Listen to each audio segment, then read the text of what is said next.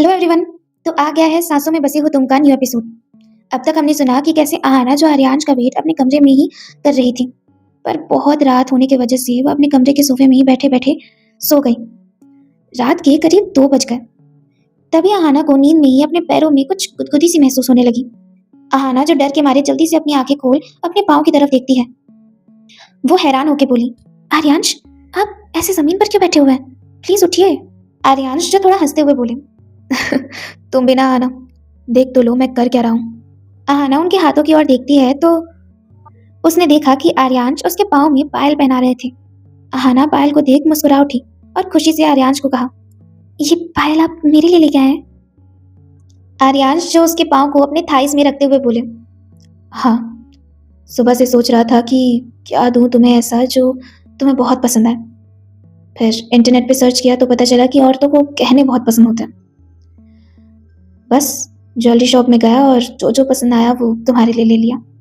आहाना मुस्कुरा के बोली, गिफ्ट देने की कोई खास वजह?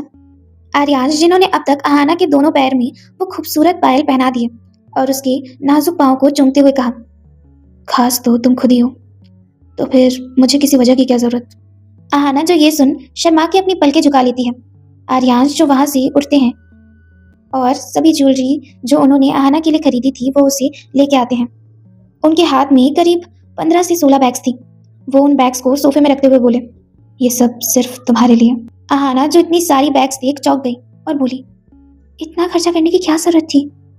आर्यांश ये सुन उसके चिन को पकड़ते हुए बोले, अरे इतना तो कमा ही लेता हूँ कि तुम्हें ऐसी छोटी मोटी शॉपिंग्स डेली करा सकूं। और वैसे भी ये सारी ज्वेलरीज मैं बहुत प्यार और शौक से लाया हूँ तुम्हारे लिए। तुम एक्साइटेड होकर इसे पहनने की जगह खर्चे की सोच रही हो। आहाना जो थोड़ा स्माइल करके बोली, क्या करूं, 15 साल की थी तब से फालतू खर्चों को कंट्रोल करके घर संभालना आ गया था। अपनी और निशा की पढ़ाई, दादाजी की मेडिसिन, कैफे और घर के छोटे मोटे खर्चे सब हैंडल करते आई हूँ। हमेशा से हर महीने पैसे कम ही पड़ जाते। आपको पता है, मेरे कैफे को एक बड़े से होटल में रिप्लेस करने का सपना तो मैं बचपन से ही देख रही थी, पर क्या करती, जिम्मेदारियों के चक्कर में ये सारे सपने तो कहीं दब के ही रह गए। कह के आहाना थोड़ी सैड हो गई। आज आहाना ने पहली बार अपने दिल की सारी बात यूं ऐसे आर्यांश के सामने बोल दी। उसकी आंखों में वो सारे दिन याद कर थोड़ा पानी छलक गया। आर्यांश जो उसके गालों में छलकते हुए आंसू को अपने होंठ से पीते हैं और आहाना के चेहरे को अपने सीने में रख बोलते हैं, मैं तुम्हारे सारे सपने पूरे कर दूंगा, आई प्रॉमिस। आहाना जो ये सुन थोड़ा मुस्कुराती हुई बोलती है, मैं जानती हूँ कि आप मेरे सारे सपने पूरे कर सकते हैं। मैंने ज़रूर कोई बहुत अच्छे कर्म किए होंगे जो मुझे आप जैसे हस्बैंड मिले। मुझे तो लगा था आपसे शादी करने के बाद मेरी ज़िंदगी बर्बाद हो जाएगी, पर मैं गलत थी। मेरी ज़िंदगी तो आपके साथ और ज़्यादा अच्छी, हसीन और सुहानी हो गई। वो आर्यांश को और टाइट हक करके बोलती हैं, thank you so much Aaryansh, मेरी ज़िंदगी में आने के लिए। मैं सच में बहुत लकी हूँ आपको पाके। आर्यांश जो ये सुन उसे खुद से थोड़ा अलग करते हैं और कुछ सेकेंड उसके फॉरहेड में एक डीप किस करते हुए बोलते हैं, आओ मेरे साथ। वो आहाना के साथ सोफे में बैठ जाते हैं और आहाना के सर को अपने सीने में रख उसके बालों के साथ खेलते हुए बोलते हैं, तुमसे ज्यादा लकी तो मैं हूँ आहाना। सच कहूँ तो तुम्हारे आने से पहले मेरी लाइफ बिल्कुल किसी कोरे पन्ने की तरह बेरंग थी, पर तुम्हारे आने से उस कोरे कागज में खुशियों के रंग आ गए। तुम्हारे मॉम डैड की तरह बचपन में मेरे मॉम डैड ने भी मेरा साथ छोड़ दिया। सच कहूँ तो उनके जाने के बाद मैं तो किसी अंधेरी दुनिया में चला गया था। ये प्यार, शादी, ये सब मेरे लिए एक बेकार चीज़ थी। अगर मेरे लाइफ में कुछ मायने रखता था तो सिर्फ मेरा बिजनेस, मेरा करियर, इससे ज़्यादा और कुछ नहीं। फिर एक दिन मेरी लाइफ में तुम आई, सच। बाद में फिर लाइफ ऐसी पलटी कि क्या कहें। दी आर्यांश ओबरॉय एक दीवाना लवर बॉय बन गया। आहाना जो मुस्कुराते हुए बोली, हाँ फिना, अच्छा कुछ खाया आपने? आर्यांश बोले, नहीं। आहाना बोली, ठीक है, फिर आप जल्दी से फ्रेश हो जाइए, मैं आपके लिए खाना लगाती हूँ। कह के आहाना वहां से उठने लगी। तभी आर्यांश उसका हाथ पकड़ते हुए बोले, नहीं आहाना, रहने दो, बहुत रात हो गई है और मन भी नहीं कर रहा। आहाना जो ये सुन थोड़ा घबरा जाती है और जल्दी से उनके पास बैठ उनके सर को छूते हुए बोलती है, क्यों? क्या हुआ? आपकी तबीयत तो ठीक है ना? हटिए, मुझे देखने दीजिए। आर्यांश जो थोड़ा स्माइल कर अहाना के गालों को किस करते हुए बोले, इतनी टेंशन मत लो, मैं बिल्कुल ठीक हूँ। बस ऐसे ही मन नहीं कर रहा। अहाना एक राहत की सांस लेते हुए बोली, डरा ही दिया था आपने मुझे। और खाना मन के हिसाब से नहीं, हेल्थ के हिसाब से खाई जाती है। देखिए खुद को, कितना थके हुए लग रहे हैं आप। मैं बिना खाना खाए आपको आज सोने नहीं दूंगी। आर्यांश जो उसकी ये चिंता देख उसके गालों को खींचते हुए बोले, तुम्हें पता है, तुम्हारा ये केयरिंग नेचर मुझे सबसे ज्यादा पसंद है। ऊपर वाले ने जितना खूबसूरत तुम्हें बनाया है, उतना ही खूबसूरत दिल भी दिया है तुम्हें। मैं बहुत बहुत बहुत लकी हूँ कि तुम मेरी लाइफ पार्टनर हो।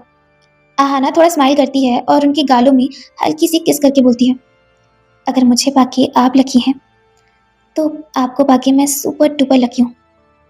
आप तो मेरी लाइफ में किसी फरिश्ते की तरह आए हैं। आपने मेरी जिम्मेदारियों को अपना समझा, मेरे सपनों को अपना समझा, हर कदम पर मेरा साथ दिया। सच, आपका बहुत एहसान है मेरे ऊपर। सच कहूँ तो अगर कभी जिंदगी में मुझे आपके लिए अपनी जान भी देनी पड़ी ना, तो मैं पीछे नहीं हटूंगी। आर्यांश उसके होठों पे अपना हाथ रख बोले, नहीं आना, ऐसा मत कहो प्लीज। सच तो ये है कि अगर तुम्हें कुछ हो गया ना तो मेरी जान अपने आप ही चली जाएगी। अब मैं तुम्हारे बिना अपनी जिंदगी काटने के बारे में सोच भी नहीं सकता।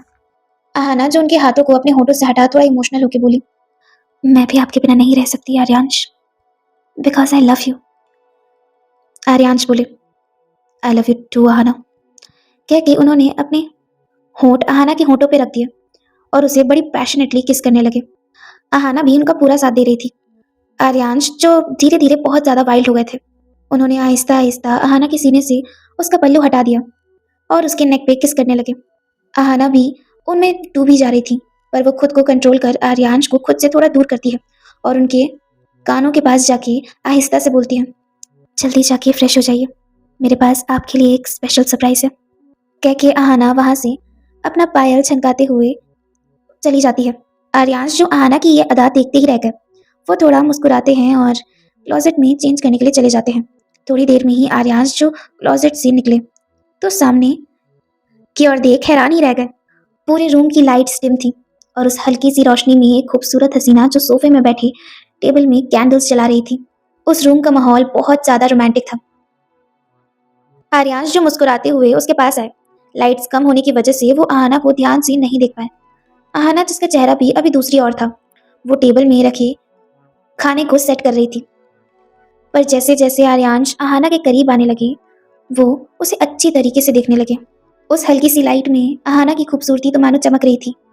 इस वक्त आहाना ने रेड कलर की बहुत सुंदर सी नेट वाली साड़ी और साथ में एक बहुत डीप गले वाला बैकलेस ब्लाउज पहना हुआ था।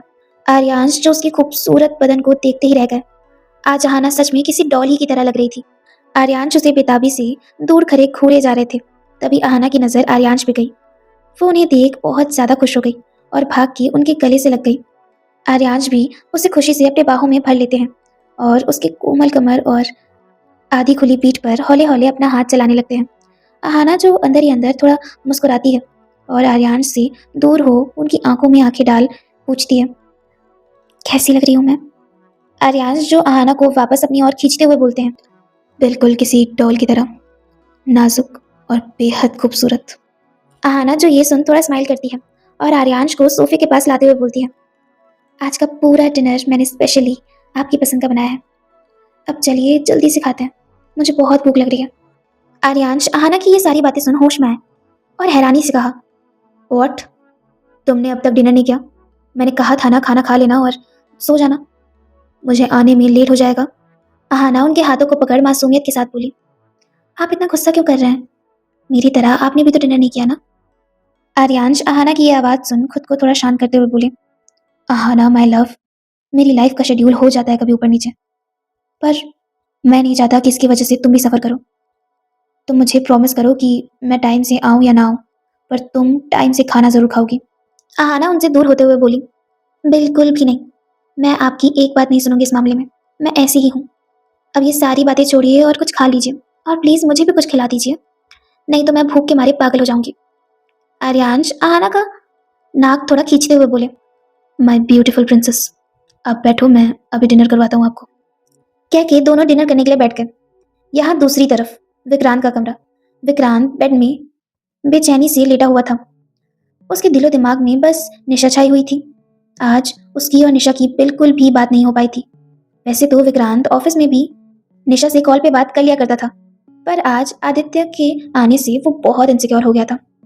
उसे तो इस टाइम निशा पे भी गुस्सा आ रहा था, बट अब उसे बहुत अफसोस हो रहा था। वो बेड से परेशानी से उठा और खुद में ही बोला, what's wrong with you Vikrant? Nisha और आदित्य बस अच्छे दोस्त हैं। तू इतना टेंशन क्यों ले रहा है? इस चक्कर में भी तूने जानबूझ के आज निशा से बिल्कुल बात नहीं की और उल्टा उसके कॉल्स भी पिक नहीं किए। कोई बात नहीं, अभी भी देर नहीं हुई है। मैं एक बार निशा से मिल के आता हूँ। कॉल ना पिक करने के लिए मैं उसे सॉरी भी बोल दूंगा। कह के विक्रांत अपने रूम से निशा के रूम की तरफ निकल गया। उसे इस वक्त इस बात का भी होश नहीं रहा कि अभी आधी रात हो रही है। वो बिना ज्यादा सोचे समझे निशा से मिलने चला गया। अब क्या करे? अपने ही गुस्से की वजह से उसने पूरे दिन निशा से बिल्कुल भी बात नहीं की और अब खुद ही तड़प उठा। वो धीरे धीरे निशा के कमरे के पास जाने लगा। निशा के कमरे का गेट हल्का सा खुला हुआ था। विक्रांत नॉक करने ही जा रहा था कि तभी उसके कानों में एक आवाज पड़ी, आदित्य डोंट वरी, मैं हूं ना तेरे साथ। तू बिल्कुल स्ट्रेस मत लेना, ओके? मैं तेरा साथ कभी नहीं छोड़ूंगी। निशा के मुंह से ये सारी बातें आदित्य के लिए सुन विक्रांत की तो पैरों तले जमीन ही खिसक गई। उसे इस वक्त बहुत गुस्सा आया और वो वापस अपने कमरे की ओर चला गया। यहाँ दूसरी तरफ आर्यांश और अहाना जो अपना अपना डिनर कर रहे थे। कभी अहाना आर्यांश को खिलाती तो कभी आर्यांश अहाना को खिलाते। आर्यांश के लिए ये सारे मोमेंट्स बहुत स्पेशल थे। आज जिंदगी में पहली बार कोई उनकी इतनी केयर कर रहा था। अहाना का ये डिनर के लिए आर्यांश का वेट करना, उसके लिए अपने हाथों से डिनर बनाना, ये सब उनके लिए बहुत मैटर करता था।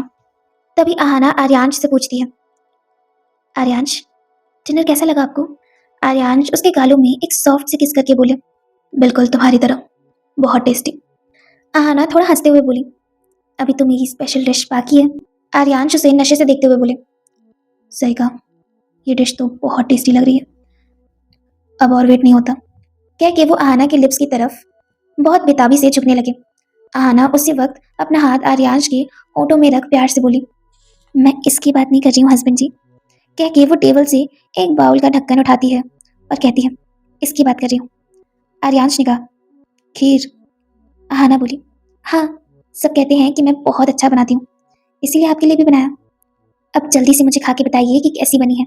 आर्यांश जो अहाना के चेहरे को नशे से देखते हैं और एक चम्मच खीर का उठा अहाना की कॉलर बोन में गिरा देते हैं। अहाना को ये देख थोड़ी शर्म आ गई। उसने अपनी नजर शर्म के मारी दूसरी ओर घुमा ली, पर आर्यांश जो जल्दी से उसके कॉलर बोन में गिरे उस खीर को आहिस्ता आहिस्ता खाने लगे। आर्यांश के ऐसा करने से अहाना को बहुत अजीब लग रहा था। उसकी सांसें ऊपर नीचे होने लगी। वो हल्के से बोली, आर्यांश छोड़िए ना मुझे, आप क्या कर रहे हैं? आर्यांश जो ये सुन अहाना के कानों के पास काटते हुए बोले, दुनिया की सबसे मीठी चीज खा रहा हूँ। अहाना जो ये सुन बहुत शर्मा गई और आर्यांश को थोड़ा धक्का मार सोफे से उठ भागने लगी। पर तभी आर्यांश ने अहाना का पल्लू पकड़ लिया और नशे से बोले, मुझसे दूर भागना इतना आसान नहीं है। कह के वो सोफे से उठ अहाना के पास गए, जो नजरें नीची कर थोड़ी तेज तेज सांसें ले रही थी। आर्यांश उसके चेहरे पर अपना हाथ फेरते हैं और उसे ऊपर से लेकर नीचे तक देखते हुए बोलते हैं, चेहरा ऐसा जो दिल से न उतरे और जिस्म ऐसा जिसकी प्यास न बुझे। दीवाना कर रखा है जिन झुकी हुई पलकों ने। अपने आशिक को इतना बेकरार कर कहाँ भाग रही हो? कह के आर्यांश अहाना के पल्लू उसके सीने से हटा देते हैं और उसके उस हुस्न को देखते हैं। अहाना जिसकी सांसें अभी भी तेज चल रही थी, वो अपनी नजरें उठा आर्यांश के करीब गई और उनके चेहरे को पकड़ अपने चेहरे के करीब लाने लगी। आर्यांश जो उसके चेहरे के पास जाते जाते अपनी आंखें बंद कर लेते हैं। अहाना तभी झट से उनके नाक को खींच वहां से भाग जाती है। आर्यांश जो जल्दी से अपनी आंखें खोल वापस उसके पल्लू को पकड़ लेते हैं, पर अहाना ने भागना नहीं छोड़ा। अहाना की साड़ी पूरी खुल गई। आर्यांश जो अहाना को दीवानों की तरह देख उसकी ओर बढ़ने लगे, पर अहाना जो उनके पास आते ही बार बार उनसे दूर जाके भागने लगती। इस वक्त पूरे कमरे में बस अहाना के पायल की छन छनी सुनाई दे रही थी। अब तो आर्यांश के भी बर्दाश्त से बाहर हो गया। वो झट से अहाना को पकड़ उसे उठाते हुए बोले, बहुत हो गया तुम्हारा खेल, अब मेरा खेल होगा। आज मैं तुम्हें मुझे यूं सताने की पूरी सजा दूंगा। अहाना जो ये सुन घबरा गई और आर्यांश के बाहों में ही अपने चेहरे को छुपाते हुए बोली, नहीं नहीं Aaryansh, I am so sorry, मैं तो मजाक कर रही थी। आर्यांश जो उसे बेड में सुलाते हुए बोले, अभी से इतना घबरा गई? अभी तो मैंने कुछ शुरू भी नहीं किया, अब पता नहीं आगे तुम्हारा क्या होगा। बट डोंट वरी, मैं तुम्हारे इस खूबसूरत जिस्म में बस 15-20 ही निशानी दूंगा। आहाना जो ये सुन अपनी आंखें बड़ी बड़ी कर बोली, नहीं नहीं आर्यांश, कल मुझे कॉलेज भी जाना है, आप समझिए ना, निशान दिखते हैं। आर्यांश हंसते हुए उसके ऊपर चढ़ बोले, तो इसमें मैं क्या करूं? वैसे भी रोमांस में ये सब नहीं सोचा जाता, जो होना होता है वो तो हो जाता है ना माय डॉल। कह के आर्यांश ने अपना काम शुरू कर दिया। वो पहले पहले तो थोड़ा जेंटल होने की कोशिश करते हैं, पर आहाना के जिस्म में वो इस कदर खो गए कि कब वो वाइल्ड हो गए उन्हें पता ही नहीं चला। अब तो उस पूरे कमरे में बस आहाना की सिसकियां और उसके पायल की हल्की हल्की छनछनी सुनाई दे रही थी। ऐसे ही रात ढलती गई और दो जिस्म जो उस रात में पूरी तरीके से एक दूसरे में समा गए। सुबह का वक्त करीब 8 बज रहे थे। सभी लोग डाइनिंग टेबल में आए। विक्रांत ऑलरेडी ही वहां बैठा हुआ था। निशा, दादाजी और शंभू काका बातें करते करते आए। उन्होंने देखा कि विक्रांत ऑलरेडी वहां चुपचाप बैठा हुआ है। तभी दादाजी उसे बोले, विक्रांत बेटा, आज तो तुम बहुत जल्दी तैयार हो गए, क्या बात है? विक्रांत बोला, गुड मॉर्निंग दादाजी, वो आज जल्दी आँख खुल गई थी तो बस इसलिए जल्दी रेडी हो गया। निशा उसके पास बैठते हुए बोली, गुड मॉर्निंग विक्रांत, क्या हुआ, तबीयत ठीक है ना तुम्हारी? पर विक्रांत जो निशा की किसी भी बात का कोई जवाब नहीं देता। निशा उसे अजीब नजरों से देखने लगी। निशा ये सवाल बहुत धीरे से पूछती है, जिसकी वजह से शंभू काका और दादाजी ने इस बात को ज्यादा नोट नहीं किया। तभी शंभू काका बोले, आप लोग बैठिए, मैं अभी नाश्ता लेकर आया, आज का नाश्ता स्पेशली मैंने बनाया है। अरे निशा बेटा, जाके आहाना और आर्यांश जी को तो बुला ला। निशा उन्हें हाँ का इशारा कर रूम की तरफ जाने लगी, पर तभी आर्यांश और आहाना सीढ़ियों से एक साथ चल के आने लगे। आहाना बोली, आर्यांश, नीचे सब लोग हैं, मेरी पूरी फैमिली बैठी हुई है, दादाजी हैं, शंभू काका है, मेरी कमर को छोड़िए। पर आर्यांश उसके कमर को और टाइट पकड़ते हुए बोले, क्यों, तुम बीवी हो मेरी, तुम पर पूरा हक है मेरा, अपनी बीवी को छूना कब से कोई क्राइम हो गया? इसमें कोई शर्म की बात नहीं है, समझी? आहाना जो अपना सर ना में हिलाती हुए बोली, एक नंबर की सिद्ध इंसान है आप। आर्यांश बोले, वो तो मैं हूं ही। उन दोनों की ये नोक झोंक नीचे बैठे सभी लोग समझ रहे थे और अंदर ही अंदर थोड़ा मुस्कुरा रहे थे। आहाना और आर्यांश सीढ़ी से उतरे। तभी आहाना जो उन्हें छोड़ निशा के पास जाके बोली, निशा, तू रेडी क्यों नहीं हुई है अभी तक? आज कॉलेज जाना है, हमें याद है ना, कि भूल गई? निशा बोली, हाँ बाबा, हो जाऊंगी रेडी, कॉलेज जाने में टाइम है अभी, वैसे भी रात को बहुत लेट सोई थी मैं। यहाँ विक्रांत जो निशा की इस बात पे अपनी कॉफी के मग को टेबल पे थोड़ा जोर से पटकता है और अंदर ही अंदर गुस्से में अपने दांत पीसते हुए बोलता है, रात भर उस आदित्य से बात करेगी तो नींद कहाँ से आएगी? यहाँ आर्यांश जो अपने मेन सीट के पास जाते हैं और कुछ सोचने लगते हैं। दादाजी उन्हें कुछ सोचता हुआ देख बोले, आर्यांश बेटा, क्या सोच रहे हो? बैठ जाओ ना, आज का ब्रेकफास्ट बहुत अच्छा लगेगा तुम्हें, हमारे शंभू ने नाश्ता बनाया है आज। आर्यांश जो दादाजी के पास जाके बोले, प्लीज इस चेयर से उठ जाइए। आर्यांश की ये बात सुन सब थोड़ा हैरान हो गए। दादाजी को भी कुछ समझ नहीं आया। वो चुपचाप उठ जाते हैं और आर्यांश को बोलते हैं, मुझसे कोई गलती हो गई क्या बेटा? आर्यांश बोले, आपसे एक गलती तो हो गई है। ये सुन सभी लोग टेंशन में आ गए। आर्यांश अपनी बात कंटिन्यू करते हुए बोले, आपको यहाँ नहीं बैठना चाहिए था, क्योंकि आपकी सीट वो वाली है। क्या आर्यांश ने अपनी सीट की तरफ इशारा करते हैं। आहाना को ये सुन बहुत अच्छा लगा। बाकी लोग भी आर्यांश की इस बात को सुन खुश हो गए। विक्रांत भी बोला, भाई बिल्कुल सही कह रहे, आज से आप हमारे घर की इस मेन सीट में ही बैठेंगे। दादाजी बोले, अरे नहीं नहीं बेटा, तुम लोग ये कैसी बातें कर रहे हो, ये आर्यांश बेटे की सीट है, मैं इसमें भला कैसे बैठ सकता हूँ? आर्यांश बोले, क्यों नहीं, आज से आप हमारे घर के लीडर हैं। आप सिर्फ आहाना के नहीं, मेरे और विक्रांत के भी दादाजी हैं। आप इस घर में सबसे बड़े हैं, इसलिए इस सीट में तो आपका हक सबसे ज्यादा है। और अब मैं आपकी एक बात नहीं सुनूंगा, इस सीट में तो अब से आपको ही बैठना होगा। आहाना और निशा ये सुन एक दूसरे को थोड़ा स्माइल करके देखती है। शंभू काका की आंखों में तो थोड़ा सा पानी ही आ गया। दादाजी आर्यांश के सर पर हाथ रख बोले, सचमुच मेरी आहाना तो बहुत भाग्यशाली है जो उन्हें तुम्हारे जैसा जीवन साथी मिला। और सिर्फ वही नहीं, हम भी तुम्हारे जैसे दामाद पाकर धन्य हो गए। आर्यांश उन्हें देख स्माइल किया और उनका हाथ पकड़ उन्हें घर की मेन वाली सीट में बैठा दिया। निशा आहाना के कानों में बोली, आहाना, आर्यांश जीजू कितने बदल गए हैं ना। मेरा मतलब, अच्छे तो वो पहले भी थे बट अब और ज्यादा अच्छे हो गए हैं, और केयरिंग भी। सच, तू बहुत लकी है। तेरे साथ साथ हम सबकी भी रिस्पेक्ट करते हैं और केयर भी, बिल्कुल ऐसे जैसे हम उनकी फैमिली हों। आहाना भी धीरे से बोली, तो सही कह रही है, मैं बहुत बहुत बहुत लकी हूँ। मैं तुझे बता नहीं सकती निशा कि मैं अपनी इस न्यू लाइफ, इस न्यू जिंदगी में कितनी खुश हूँ। निशा उसे हक करते हुए बोली, तू खुश तो सब खुश। विक्रांत जो इस वक्त तिरछी आंखों से निशा को ही देख रहा था, पर वो ना जाने क्यों निशा से किसी भी तरह की बात नहीं कर रहा था और ना उसके किसी भी सवाल का जवाब दे रहा था। वो उसे फुल इग्नोर कर रहा था। सब लोग ने ब्रेकफास्ट करना स्टार्ट कर दिया। हंसी मजाक करते हुए खुशी खुशी सब अपना ब्रेकफास्ट एंजॉय करने लगे। पर विक्रांत जो न जाने कुछ उखड़ा उखड़ा सा था। निशा ने खाना देने के बहाने उससे एक दो बार बात करने की कोशिश की, पर विक्रांत निशा को पूरी तरीके से इग्नोर कर रहा था। निशा को विक्रांत का कल से ये रूड बिहेवियर कुछ समझ ही नहीं आ रहा था। अब उसे भी गुस्सा आने लगा। पर यहाँ उसके बगल में बैठी आहाना जो खुशी से आर्यांश को ही निहारे जा रही थी।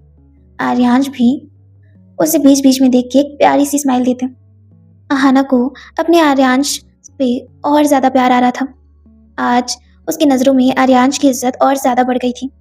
पर आर्यांश इन सबसे अनजान आराम से अपना ब्रेकफास्ट कर रहे थे।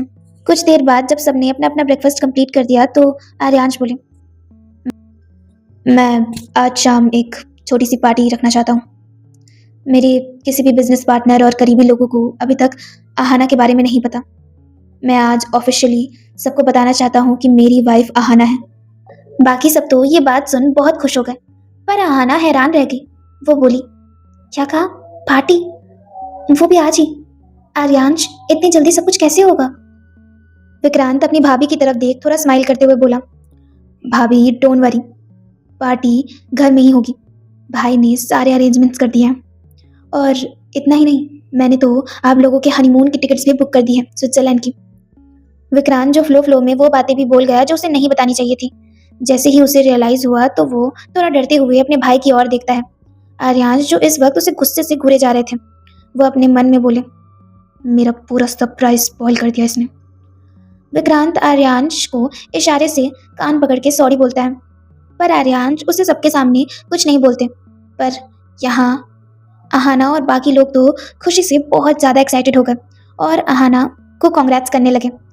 निशा उसे टाइट हक करते हुए बोली, वाओ आहाना, तो स्विट्जरलैंड जाएगी। I am so so so so so happy for you. Shambhu काका बोले, बेटा मैं तेरी सारी पैकिंग कर दूंगा, सुना है उधर बहुत ठंड होती है। दादाजी बोले, अरे बिल्कुल, ठंड की क्या बात करते हो, उधर तो बर्फ गिरती है, बर्फ। आना बेटा, संभल के जाना, और ज्यादा वो बाहर मत निकलना, कहीं ठंड वन लग गई तो दिक्कत हो जाएगी। आहाना सबको शांत कराते हुए बोली, अरे एक मिनट यार, घोड़ा मिलने से पहले ही आप लोग रेस में चलना शुरू कर देते हैं। मैं अभी थोड़ी ना कहीं जा रही हूँ। आहाना आर्यांश की ओर देखते हुए बोली, आपने इतना कुछ प्लान किया तो मुझे इस बारे में कुछ भी बताया क्यों नहीं?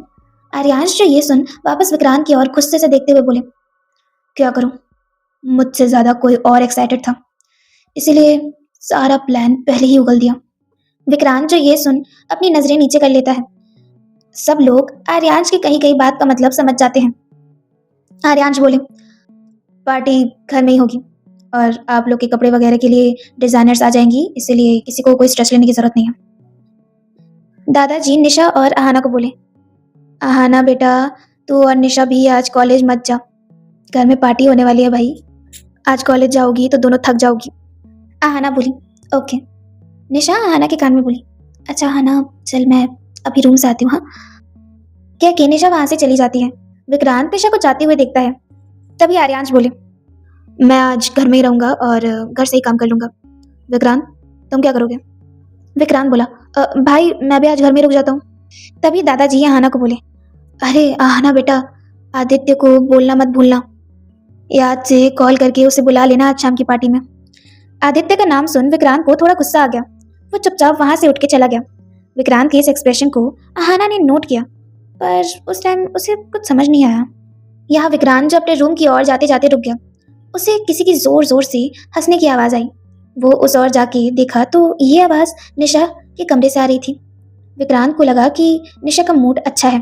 वो दरवाजे को हल्का सा खोलता है। उसने देखा कि निशा किसी से हंस हंस कर वीडियो कॉल पे बात कर रही थी। वो बोली, हे आदि, तू भी ना संभल जा अब थोड़ा। कब बोलेगा कि तुझे प्यार हो गया है? निशा की ये बात सुन विक्रांत ने अपनी मुट्ठी बंद कर ली और गुस्से में बोला, फिर से उसी से बात कर रही है ये। कल रात भी उसी से बात कर रही थी, जबकि कल रात निशा से बात करने मैं आया था। निशा को तो एहसास भी नहीं है कि उसकी ये हरकतें मुझे कितना बुरा फील करा रही होगी, लेकिन शायद निशा को इन सब चीजों से कोई फर्क नहीं पड़ता। ये कह विक्रांत गुस्से से वहां से चला जाता है। यहाँ निशा जो इन सब से अनजान वापस बोली, देख आदि, तू ना जल्दी से उस नेहा को बोल दे कि तू उससे प्यार करता है, कहीं देर ना हो जाए। देख, इन सब मामलों में ना बिल्कुल देरी नहीं करनी चाहिए। मेरी बात मान और जल्द से जल्द उसे प्रपोज कर दे। आदित्य बोला, अरे पर मैं चाहता हूँ कि उसे जब मैं प्रपोज करूँ तब तुम लोग भी मेरे साथ हो, पर तुम लोगों ने तो कॉलेज आना ही छोड़ दिया है। निशा बोली, हाँ यार, सही कह रहा है तू, मैं समझ सकती हूँ तेरी फीलिंग्स। देखना, मैं और आहाना तो आज भी नहीं आ पाएंगे, पर कोई नहीं, तुझे आज आना है। हाँ, शाम को जीजू ने पार्टी रखी है। वो आहाना को पूरी दुनिया के सामने अपने वाइफ के रूप में इंट्रोड्यूस कराने वाले हैं। हमारी आहाना का बहुत बड़ा दिन है, इसलिए मिस तो करने की सोचना भी मत, समझा? आदित्य बोला, वाओ, पागल है क्या? मैं क्यों मिस करूंगा? आहाना का इतना स्पेशल डे है। डोंट वरी, मैं ज़रूर आऊँगा। अच्छा, अब क्लासेस का वक्त हो रहा है, मैं जाता हूँ। हाँ, बाय। निशा बोली, ओके बाय। फोन कट कर निशा खुद से ही बोली, मैं आदि को एडवाइस दे रही हूँ, पर खुद की लाइफ में क्या कर रही हूँ? अरे यार, पर मैं भी क्या करूँ? ये भी तो हो सकता है ना कि जैसा मैं विक्रांत के लिए फील करती हूँ वैसा उसके मन में मेरे लिए कुछ भी ना हो। और वैसे भी पता नहीं कल से उसे क्या हो गया है। वो तो मुझे लगातार इग्नोर किए जा रहा है, मेरी किसी भी बात का जवाब नहीं देता और मुझसे थोड़ा दूर दूर भी रहता है। ऐसे में मैं विक्रांत को अपने दिल की बात कैसे बता सकती हूँ? क्या पता उसके दिल में ऐसा कुछ भी ना हो। उसे ये सब बोल मैं खुद भी ऑकवर्ड हो जाऊंगी। पर क्या करूं यार, मैं दूर भी तो नहीं रह पा रही हूँ। मुझे बातें करनी है उससे, बहुत कंफ्यूजन है। एक काम करती हूँ, विक्रांत को कुछ कहने से पहले अपने दिल की सारी बात अपनी बेस्ट फ्रेंड आहाना को बताती हूँ, फिर वही मुझे सजेस्ट करेगी कि मुझे क्या करना चाहिए और क्या नहीं। हाँ, लेकिन नहीं नहीं, आज नहीं निशा, आज आहाना का सबसे स्पेशल डे है। आज उसे ये सब बातें बोलूंगी ना तो उसे स्ट्रेस हो जाएगा। नहीं नहीं, मैं बाद में कभी अच्छा टाइम देख के उसे बता दूंगी। पर यहाँ दूसरी तरफ आहाना जो अपने कमरे में परेशान होकर एंटर करती है और खुद में ही बड़बड़ाते हुए बोलती है, पता नहीं कैसे होगा सब कुछ, आज शाम को ही पार्टी है। मुझे तो पता भी नहीं था, ये आर्यांश ने ठीक नहीं किया। अगर उन्होंने मुझे पहले बता दिया होता तो मैं कम से कम मेंटली प्रिपेयर तो रहती। पता नहीं आज शाम को सब कुछ कैसे होगा, मुझे तो बहुत स्ट्रेस हो रहा है। और ये मेरे सारे स्ट्रेस की वजह ना सिर्फ और सिर्फ आर्यांश ही है। तभी आहाना को एक आवाज आई। अच्छा। आहाना ये सुन पीछे पलटती है तो देखा आर्यांश वहीं पे सोफे में लैपटॉप खोले बैठे हुए हैं। अब उस बेचारी को क्या पता था कि आर्यांश कमरे में ही है। वो तो मस्त खुद में ही बड़बड़ाते हुए अंदर आ गई। आर्यांश अपना लैपटॉप रख उठते हुए बोले, तो तुम्हारे सारे स्ट्रेस की वजह मैं हूँ, राइट? आहाना उन्हें अपनी ओर आता हुआ देख पीछे जाते जाते बोली, आर्यांश, आप यहाँ? मुझे लगा आप स्टडी रूम में होंगे, अपना काम कर रहे होंगे। पर आर्यांश जो थोड़ा गुस्से से आहाना के करीब आते जा रहे थे, उन्होंने पहले अपना कोट उतारा और अब अपनी शर्ट्स के बटन खोलने लगे। वो बोले, पीछे क्यों जा रही हो आहाना? इधर आओ ना। और ये मेरा कमरा है, मैं जो मर्जी वो करूं। आहाना जो आर्यांश के इस हरकत को देख डर गई। अब क्या होगा कहानी में आगे जानने के लिए सुनते रहिए सांसों में बसी हो तुम, only on my YouTube channel dreaming with Preeti. Thanks for watching. और जो भी मेरे चैनल पर न्यू है और जिन्होंने अब तक सब्सक्राइब नहीं किया है, so please please please subscribe my channel. And bye, love you all. मुझे कमेंट्स में ज़रूर बताइएगा कि आप लोग को आज की स्टोरी कैसी लगी।